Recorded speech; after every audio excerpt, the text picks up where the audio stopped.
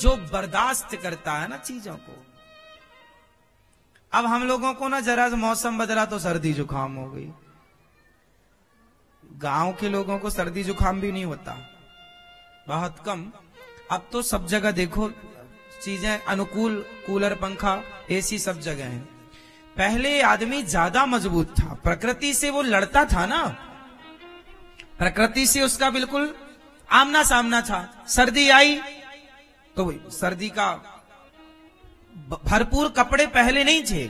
आपको आश्चर्य लगेगा, आज हम लोग तो सर्दियों में देखो हीटर भी जला लेते हैं और स्वेटर भी खूब पहन लेते हैं। पहले के जमाने में इतनी सुविधाएं नहीं थी, कपड़े इतने नहीं थे। हाँ या ना? तो बॉडी उस चीज को एक्सेप्ट करती थी और वो उसके अनुकूल होती थी। गर्मी भी बर्दाश्त करते थे।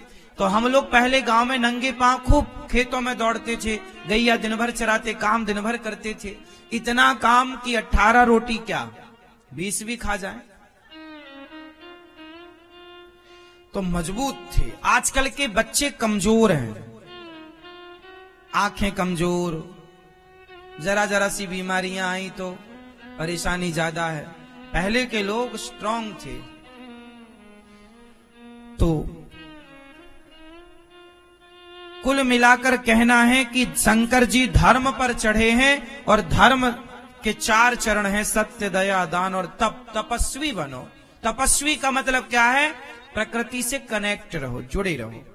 सुख सुविधाओं की ओर ज्यादा ना भागो, क्योंकि जो सुख सुविधाओं की, आप ये बताओ, पहले की स्त्रियां ज्यादा सुखी थी, ज्यादा स्वस्थ थी, या आज की स्त्रियां ज्यादा स्वस्थ हैं? उत्तर दो, उत्तर तुम्हें मिल जाएगा। पहले की स्त्रियां ज्यादा स्वस्थ थीं या आज की स्त्रियां ज्यादा स्वस्थ हैं? पहले की स्त्रियां 10-10 बच्चे पैदा करके भी आपसे ज्यादा स्वस्थ थीं। हाँ या ना? उनका गेहूं पीसना, मूसल, धान को चावल निकालना, उसका छिलका हटाना, कुएं से पानी भरना, मतलब पूरा शारीरिक श्रम होता था। तो पूरा शारीरिक एक्टिविटी होने से वो स्वस्थ रहा करती थी। आजकल काम कुछ नहीं है, बाई भोजन बना रही है, बाई झाड़ू लगा रही है और मैडम बस खाए और पड़ी सो रही है, हो गई गुब्बारा। अब चिल्ला रही है, यहां दर्द है, वहां दर्द है। काम नहीं करोगी तो गुब्बारा हो ही जाओगी। भाई शरीर को तो तपाना पड़ेगा, समझ में आई? शरीर को तो तपा। जितना पहले के लोग बहुत वैज्ञानिक थे कि वो अपने घर के काम धाम ही ऐसे करते थे कि वही योग होता था, अलग से योग करने की जरूरत नहीं थी। अब देखो मथानी, ये क्या है? योग है ये। अब जो ये करेगा उसे कभी सर्वाइकल हो ही नहीं सकता। बात समझो, सर्वाइकल क्या है? हड्डियों का एक स्थिर हो जाना, अकड़ जाना, सर्वाइकल है। अब आप दही मंथन करो, दही यूं यूं यूं, अब फिर सर्वाइकल हो तो बताओ। आप जरा 10 मिनट ऐसे किया करो, आपको सर्वाइकल हो ही नहीं सकता, संभव ही नहीं। कुएं से पानी निकालो, पानी हो जाए तो मैं सर्वाइकल तो बताना। अब तुम कुछ करते नहीं हो, सर्वाइकल महाराज जी, लाखों रुपए बर्बाद। लाखों रुपए बर्बाद, इससे अच्छा काम ही कर लेती, स्वस्थ तो रहती। आज सर्वाइकल मतलब हड्डी अकड़ जाना। अभी गर्दन ऐसी ऐसी घूम रही, सर्वाइकल के बाद गर्दन नहीं घूमती, पूरा धड़ी घुमाना पड़ता है।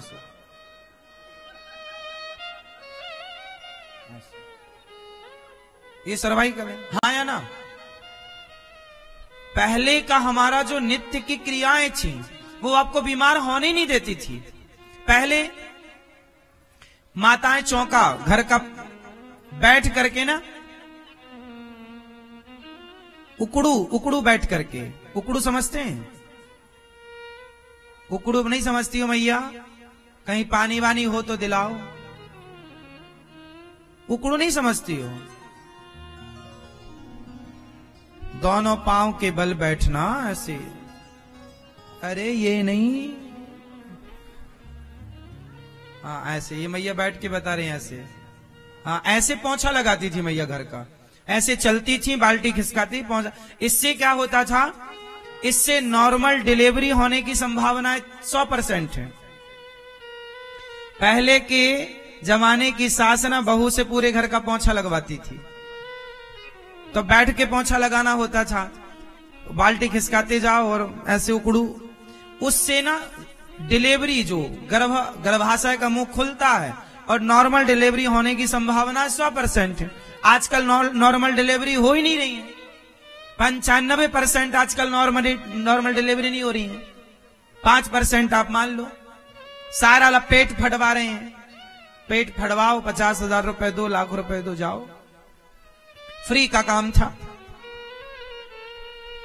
अब विकास है हमारे देश में, विकास के नाम पर बीमारियां इतनी हैं कि आप गिन नहीं पा रहे हैं। हाँ या ना?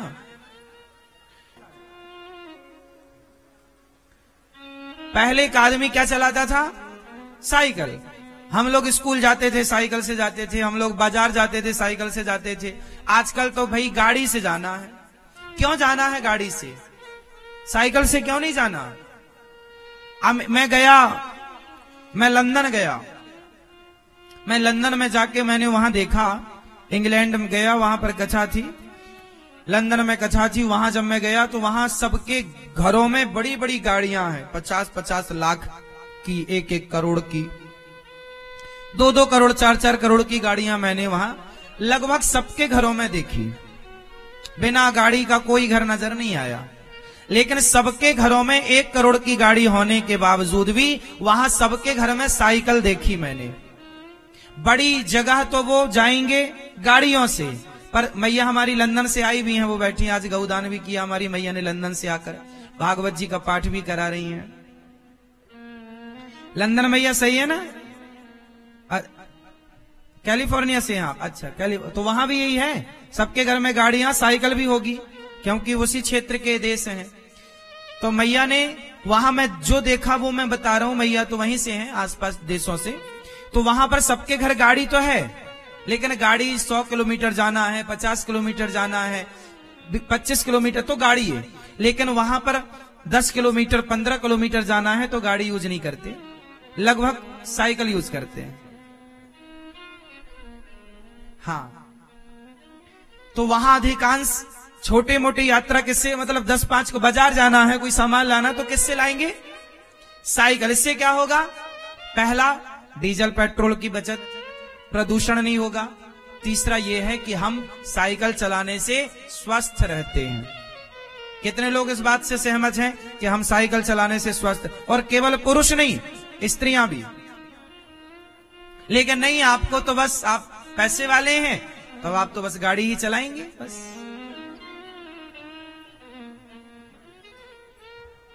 सिस्टम फॉलो करते ही नहीं ना लोग। इतना ज्यादा आजकल सुविधाएं हो गई हैं कि आदमी कुछ नहीं करना चाहे। आजकल तो पर्दा खोलना भी आदमी को आफत लग रही है। मशीन, रिमोट दबाया पर्दा बंद, रिमोट दबाया पर्दा ओपन।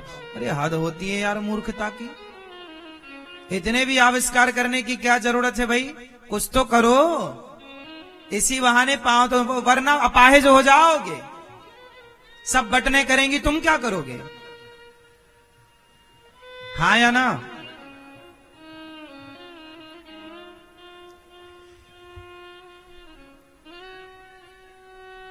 पहले पार्कों में दौड़ने वालों की जरूरत नहीं थी, पहले आदमी घर के काम ही इतने करता था। हाँ, तो तप शंकर जी का वाहन क्या है? नंदी। क्या सीखा आपने नंदी से? शंकर जी किस पर सवार हैं? हाँ, आपको भी धर्म पर सवार होना चाहिए। धर्म ना छोड़ो। शंकर जी ने धर्म नहीं छोड़ा, नंदी नहीं छोड़ा, मतलब धर्म नहीं छोड़ा। हम लोग भी धर्म ना छोड़ें। अच्छा, शंकर जी से और चीजें सीखनी है। शंकर जी के गले में क्या माला है? सर्पों की माला। क्या मैसेज है? वो मैया को जगाओ, सो रही है। मैया राम राम, सो गई मेरी माँ। पूरी रात पंचायत करती हो मेरी माँ और कथा में सो जाती हो। अच्छा बताओ, शंकर जी के गले में सांप क्यों है? बताओ। मैया तुम्हें डराने के लिए ताकि सो ना जाओ। शंकर जी के गले में सांप की माला क्यों? शंकर जी सर्पों की माला, सांप कौन पहनता है भाई?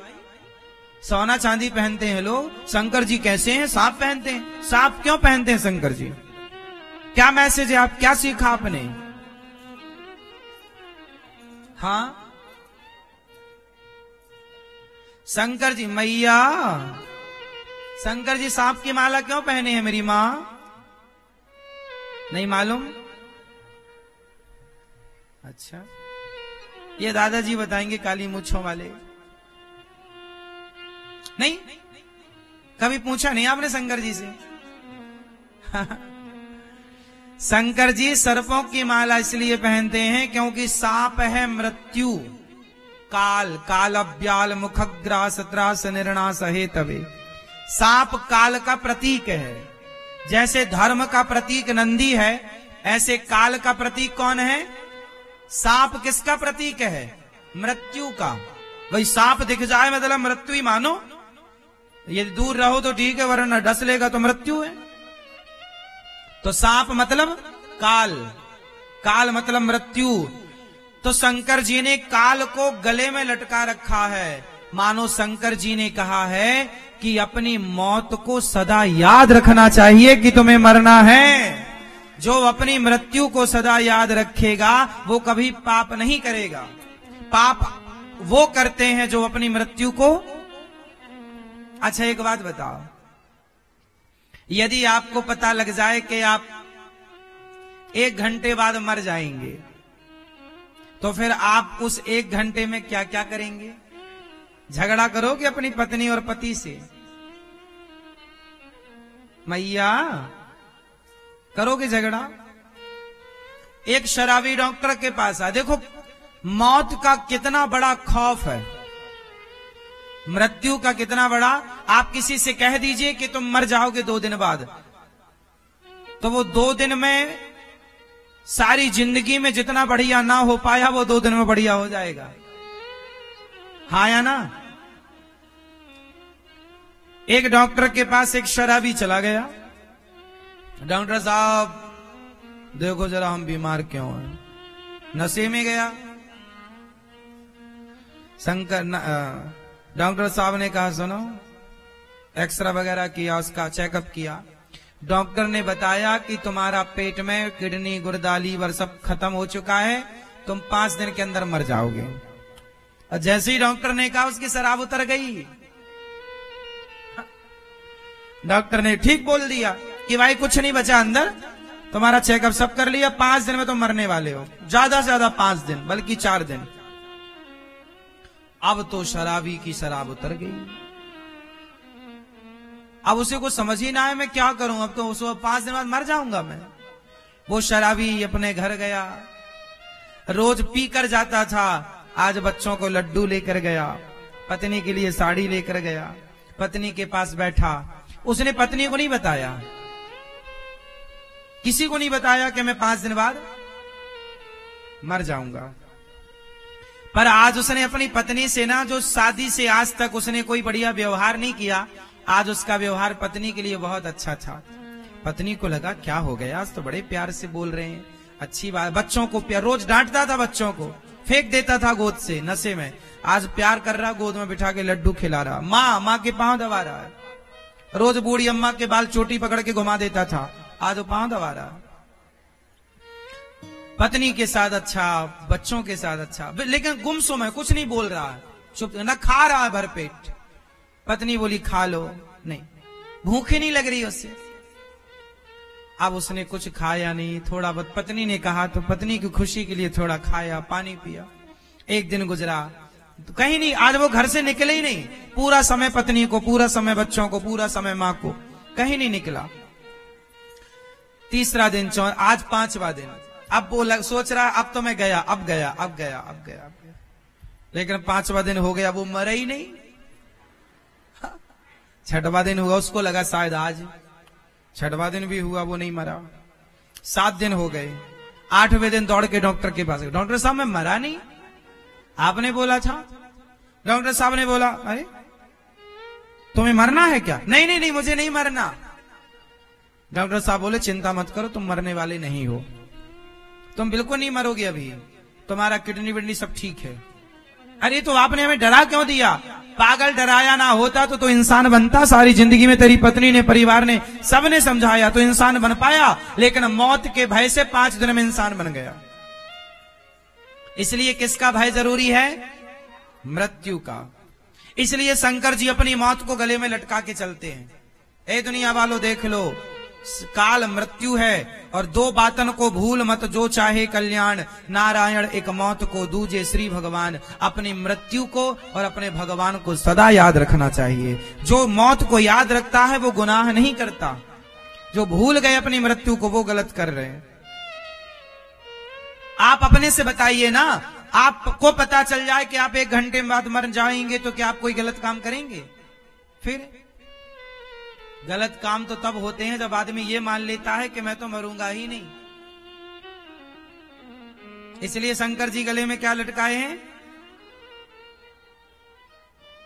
हाँ, शंकर जी का प्रत्येक चीज सीखने योग्य है। मैया जा रही हो मेरी मां, सब लोग टाटा तो कर लो, जल्दी आना मेरी मां, गुस्सा हो गई क्या?